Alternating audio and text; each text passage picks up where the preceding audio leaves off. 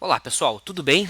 Iniciando então o nosso comentário de fechamento nesta quinta-feira, dia 10 de dezembro de 2015, trazendo então as movimentações do mercado e atualizações dentro dos modelos operados. Quem acompanha ao vivo o nosso chat sabe que pode interagir conosco abaixo do vídeo e quem acompanha a gravação pode conversar, enviar suas mensagens, pedir avaliações através do YouTube.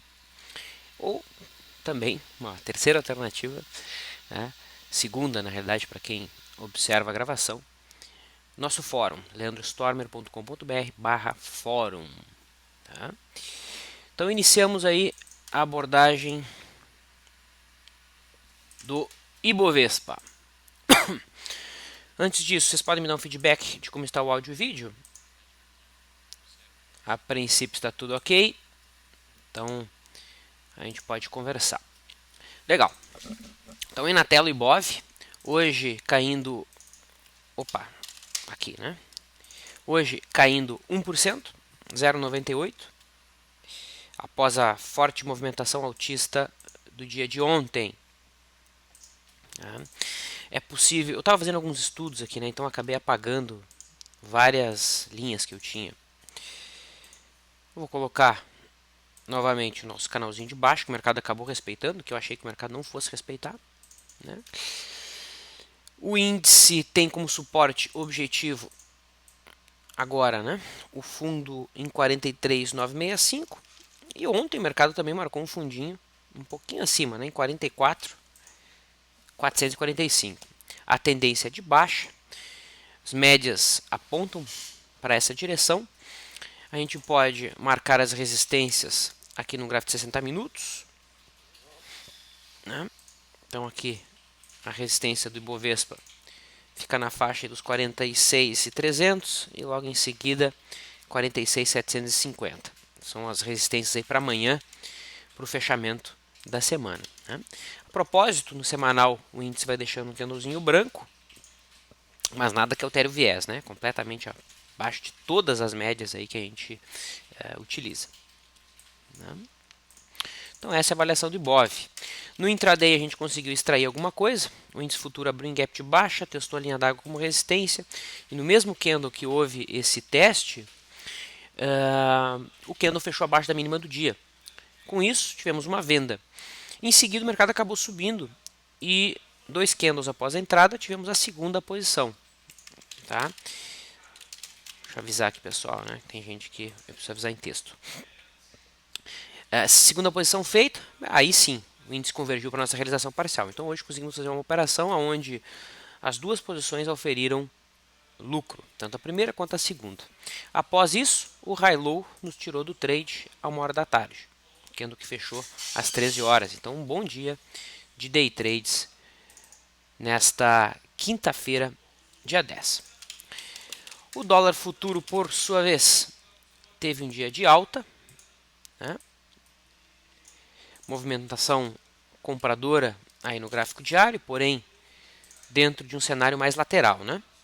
A gente pode traçar o suporte que o dólar marcou aqui em 3.704 pontos e a resistência localizada em 3.955. Lembrando que esse aqui é o gráfico não ajustado, tá? É o gráfico que leva em consideração apenas a memória de preço e não a taxa de juros embutida de contrato em contrato, tá? Que é embutida, né, quando a rolagem de um contrato para o outro. Tá? Eu não vejo argumento para se montar a posição, vejo a manutenção aí de um cenário lateral.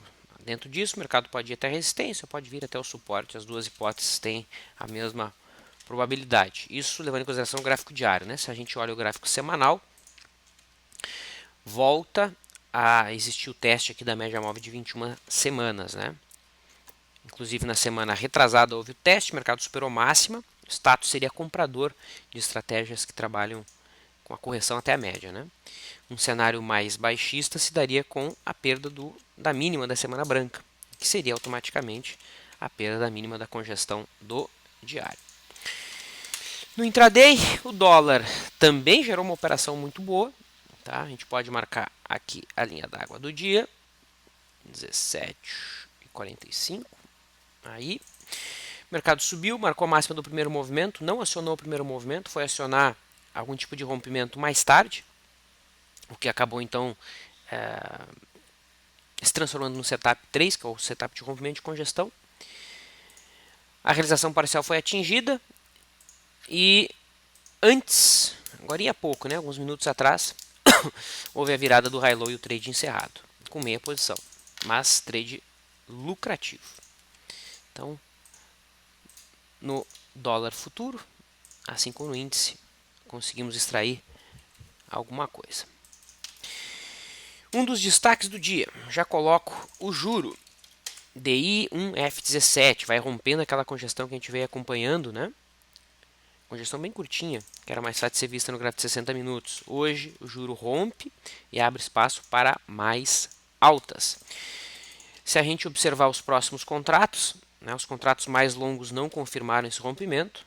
Isso aconteceu somente no F17, aqui no F18 também a impressão minha, no F18 houve um teste, né, não houve o rompimento da resistência em si.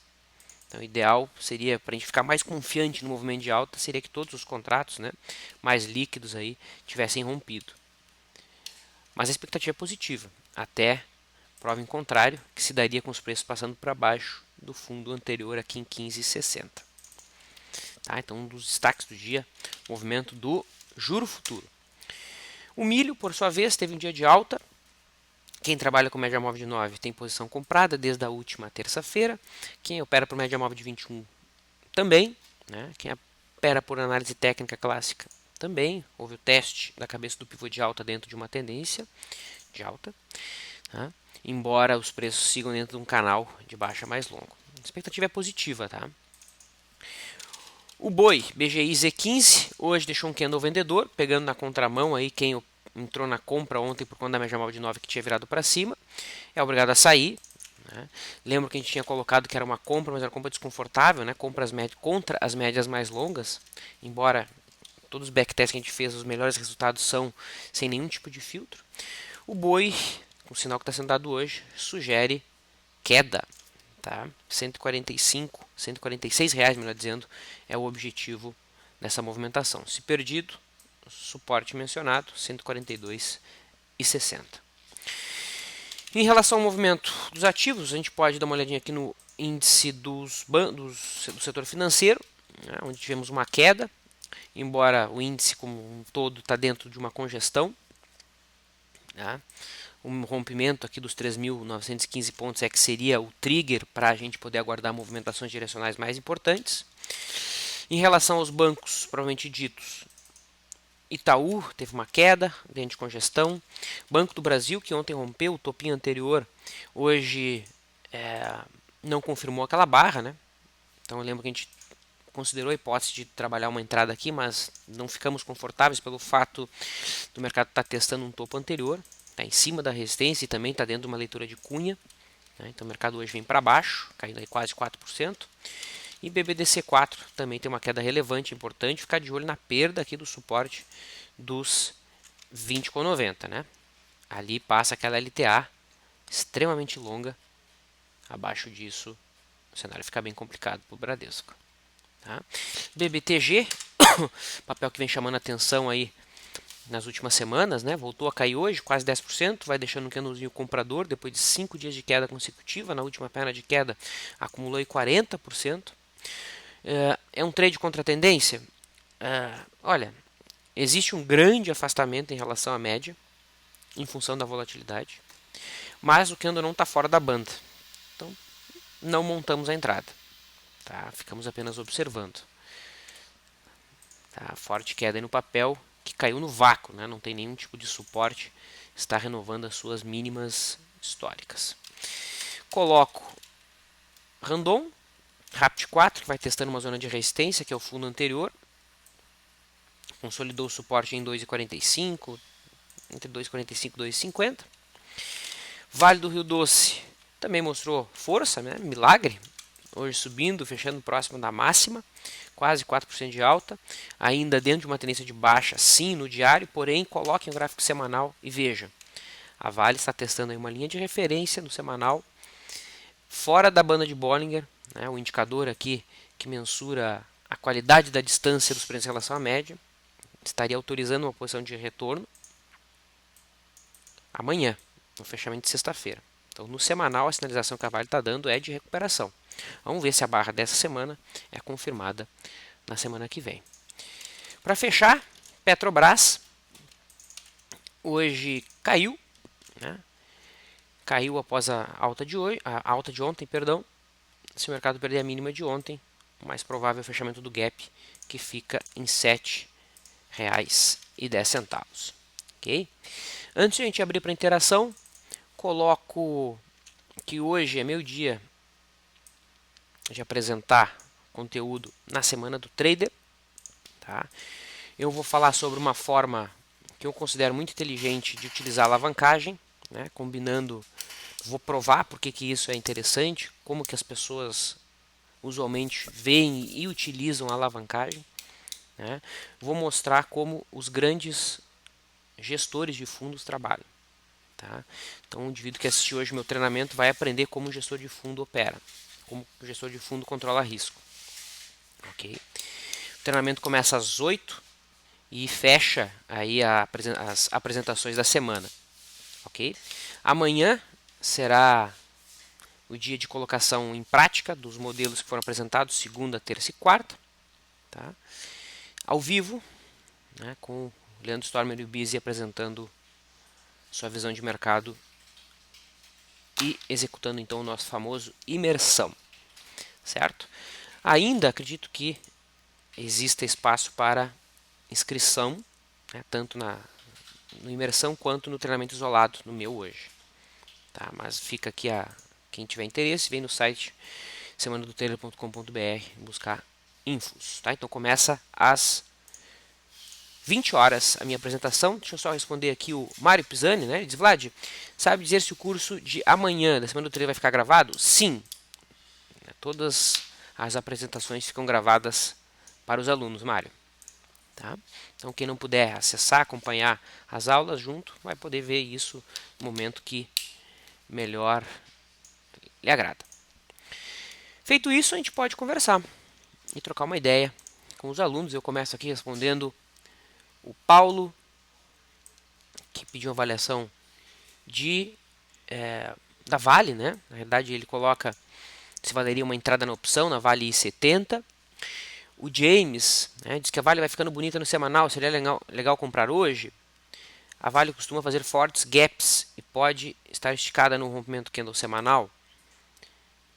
Então são os dois alunos aí que estão interessados na avaliação da Vale do Rio Doce. Primeiramente, Paulo, se você vai trabalhar, respondendo ao Paulo primeiro, se você vai trabalhar uma entrada na Vale e substituir essa compra na Vale por uma opção, opções a seco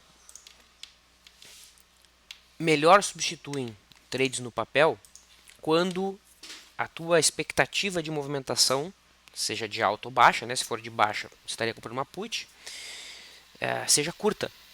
Tá? Então, quando a tua expectativa é de alta para os próximos 2 dias, próximos 3 dias no máximo, aí sim vale a pena comprar uma call ou uma put, né? Fazer uma posição em opções a seco. Por quê?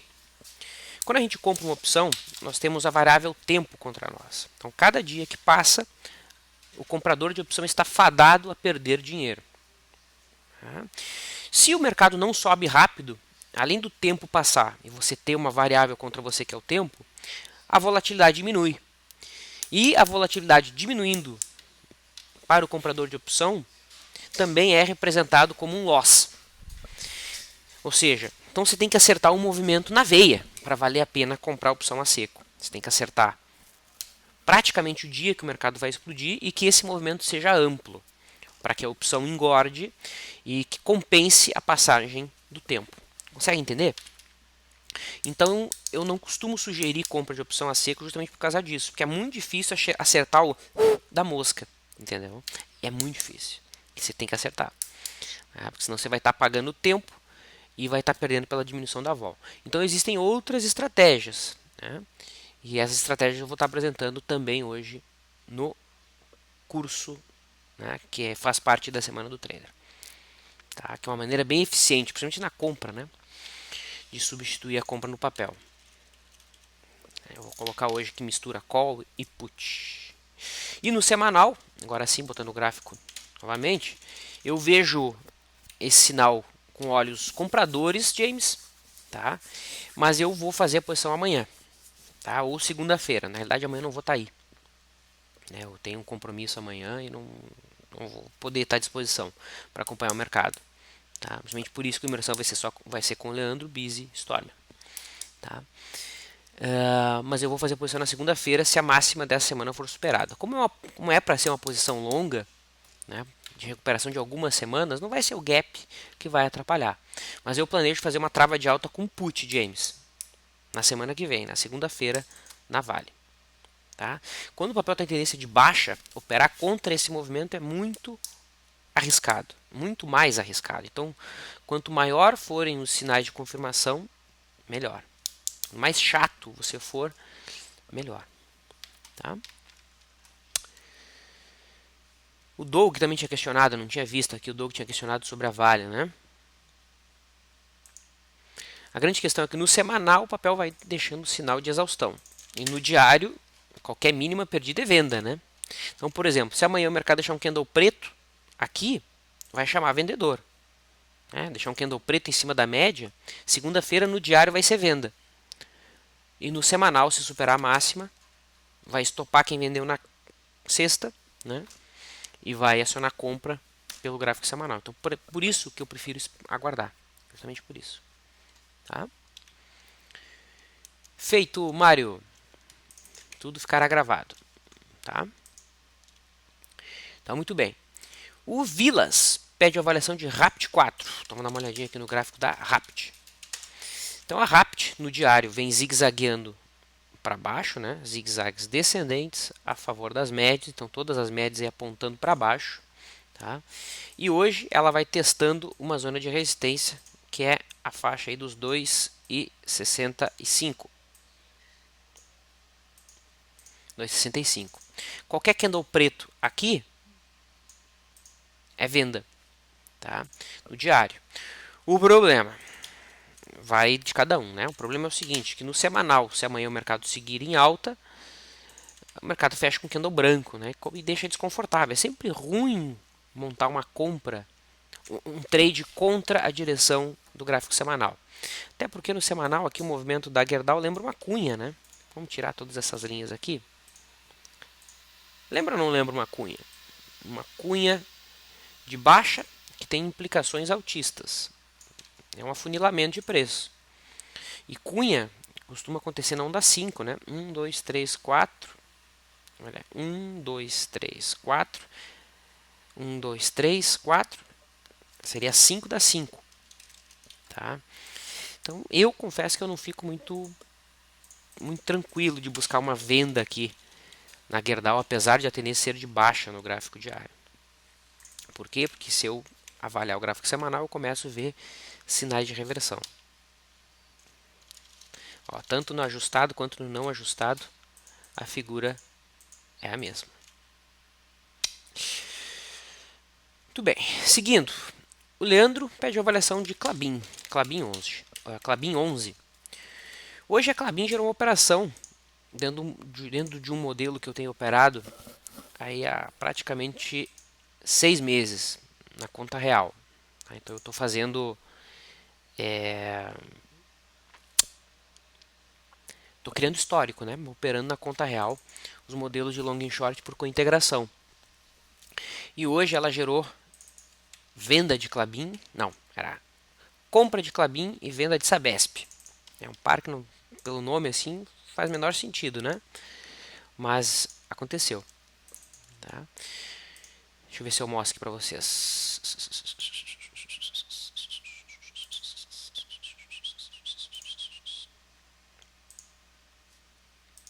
Deixa eu colocar aqui para não calcular. Então essa aqui é a planilha que a gente utiliza. Era compra de Sabesp e venda de Klabin.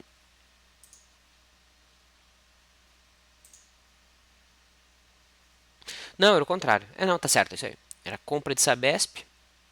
Tá? Deixa Deixa eu só confirmar. Ah, entendi. Era o oposto, era compra de Klabin e venda de Sabesp. Foi o que eu falei, tá certo? Porque o spread aqui, o spread não, o resíduo está na banda superior, né? Então a gente montou esse par aqui hoje, tá? Só de curioso aqui para vocês observarem. Essa abordagem de cointegração, ela usa um ativo para prever, entre aspas, a movimentação do ativo B, né, do outro ativo. A diferença entre a previsão e o valor real é o chamado resíduo. Se esse resíduo for estatístico, se ele tiver propensão de retorno à média, a gente busca a compra do resíduo quando está na banda inferior e venda do resíduo quando está em cima. Nesse caso aqui era venda de Sabesp e compra de Klabin. Então só uma curiosidade aí, pessoal. Não é uma operação que os alunos aqui estão acostumados, né? Mas é uma operação bem eficiente que muito gestor de fundo faz. No diário, a gente tem a Klabin deixando um candle comprador, sim, é verdade, em cima de uma zona de suporte, assim como deixou no dia 2. Eu lembro que aqui no dia 2 a gente comentou que aquele era um sinal comprador, mas não era tão confortável montar uma posição ali, porque logo acima a gente já tinha resistência. O candle de hoje tem um timing um pouquinho melhor, né? Porque se eu compro e deixo um stop abaixo da mínima e projeto meu risco para cima, veja, ele fica antes da resistência. Então eu vejo uma possível entrada sim na Klabin pelo teste do suporte dentro de uma tendência de alta. Aí é um dos poucos papéis que está em tendência de alta. Tá? Não se enquadra exatamente dentro do nosso modelo, mas é uma entrada tecnicamente correta. Você estaria comprando aqui a base inferior do triângulo simétrico, né?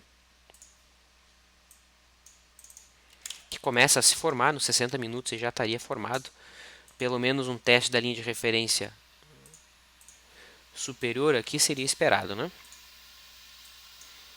É uma compra que eu entendo. Quem está montando aqui, para mim, faz sentido. Só não enquadra dentro do modelo que a gente opera. O dólar não estaria fazendo pullback de uma cunha rompida para cima. Sei que cunha você está falando, tá? É uma cunha que eu tinha anotada aqui, eu tinha desenhada, melhor dizendo. Ela aqui, né? Aí a cunha. O problema é que ficou estranho o teste da linha de referência dessa cunha, né? Percebe que o preço fechou abaixo da linha de referência, aí voltou para cima, aí voltou a fechar abaixo. Então não está muito claro isso aqui como uma cunha. Quer dizer, estava claro aqui quando o mercado rompeu, né? Mas não está claro. E perceba o seguinte, quem comprou aqui e colocou stop abaixo da mínima, o que aconteceu? Foi estopado. Ontem deu stop, o mercado passou para baixo da mínima do que rompeu. Então o cara tem que ser muito galo para entrar de novo aqui, né? O dólar tá confuso no diário, tá difícil de ser analisado. Tá? Passou para baixo da média, a média já está virada para baixo, a média de 50 também está virada para baixo. Não estou muito confiante em aposta para nenhum dos lados, para ser bem franco. Tudo bem. Seguindo, o Antônio coloca o seguinte: Vlad, boa tarde. Com a superação da máxima de hoje da MILS3, podemos colocar o ativo em 10 ou 20% da volatilidade. O Bizzi colocou a avaliação B no farol. Bom, para swing trade, o usual é trabalhar com 10% da média da volatilidade. Tá? Então esse seria o ideal. Não é que seja errado você buscar um alvo de 20% da média da volatilidade. Porém, você vai ter uma taxa de acerto bem menor. Bem menor. Tá? E como para operar você precisa... Aí vai de cada um, né? Na realidade é uma questão pessoal. Mas, quanto menor é o prazo, o ideal é ter uma taxa de acerto relativamente alta, porque isso vai favorecer o teu emocional.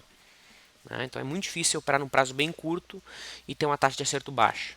Tá? E quanto maior é o alvo que você coloca, menor é a taxa de acerto. Tem que estar ciente disso.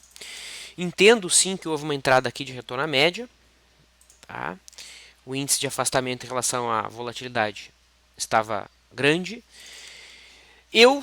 Não é o tipo de trade de retorno à média que eu faço porque os preços não estavam fora da banda. Mas eu sei que o método Bizzi aceita. Tá? Então houve entrada. Quem montou posição pode buscar 20%, melhor, 10% da média da volatilidade como alvo. Como a volatilidade está bem alta, né? Subiu bastante, o alvo vai ser na mesma proporção. Então seria um alvo de 8% a partir da superação da máxima. Então 8%, o alvo ficaria lá em 2,72. Esse seria o alvo da MIUS 3 para retorno à média. Tá? Que queda desse papel. Eu não gosto de comprar esses ativos que vêm caindo e não tem suporte. Eles não estão alicerçados em cima de um fundo anterior importante. Isso me deixa bem desconfortável para trabalhar retorno à média. Tá? Estou tentando ver se existe alguma linha de referência e alguma coisa.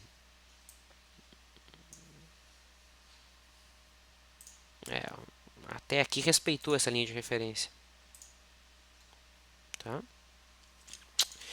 O Wellington chamou a atenção aqui da Eletropaulo, né, que está aprontando hoje de novo. Verdade, hoje eu não passei pelos trades, né, não comentei aqui pelos trades. E a gente pode sim aumentar, fazer a segunda posição da Eletropaulo. Ficou exatamente no ponto, Wellington. Tá, eu passei o trade para a pessoa responsável aqui, mas eu não publiquei no chat. Eu vou pedir para ela me passar aqui e eu já envio. Mas a segunda posição foi feita assim no fechamento. Deixa eu pegar aqui.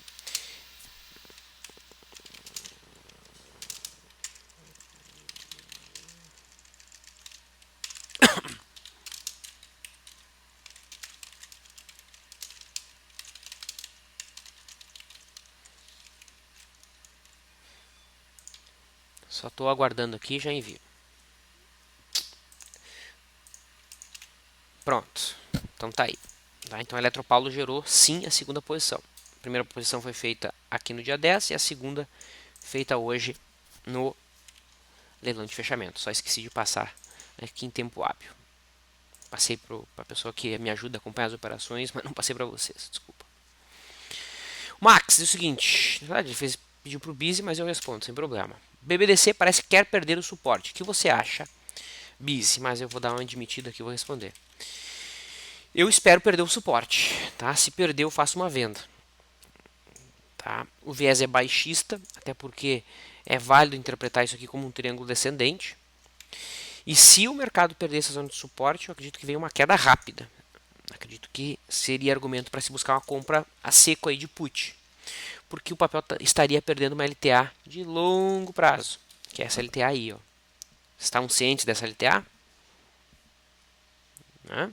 É verdade que logo abaixo em 19 já tem suporte. Né? 19 é a mínima de 2006 e a mínima de 2008. Tá? Então, abaixo disso não tem muito espaço para cair. Mas seria a perda de uma LTA muito relevante. Tá? Então eu estou de olho. Se perder, a gente faz a venda. Vamos tentar colocar aqui um gráfico mensal da vida, ver se faz sentido a gente olhar o FR. Não, não faz sentido. Vamos tentar colocar o ABV no gráfico diário. Ver se o ABV nos diz alguma coisa. Não tinha o ABV pronto aqui?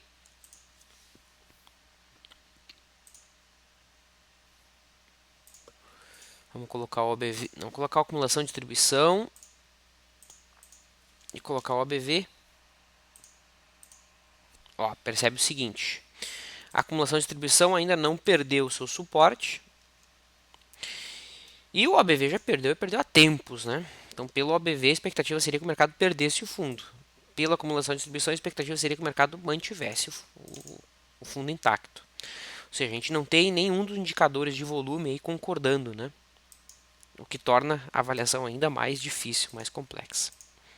Logo, aguardemos se o mercado vai perder o fundo ou não. O John disse que eu estava avaliando Rapt falando em Gerdau. Eu falei Gerdau, é verdade isso? Não, Rapt 4. Rapt 4. Rapt 4, Randon, testando o fundo anterior. Se eu falei Gerdau foi por maluquice da minha cabeça. Mas depois eu até vi a gravação, John. A avaliação foi feita em cima do gráfico da Rapt 4. Randon. Tá? Se eu falei Gerdau foi por maluquice minha. Tá bom? Legal. Eu vou me despedindo. Deixo um abraço a todos. Quem vai participar da Semana do Trader, fica meu até logo. E quem está acompanhando, quem não vai participar da Semana do Trader, amanhã, bate-papo de abertura, acredito que será com o Bizi ou com o Stormer. Ou com todos, né? O Leandro também lá de Miami, não sei como é que vai ser, porque amanhã eu não estarei aqui. Pessoal, um abraço, bom descanso.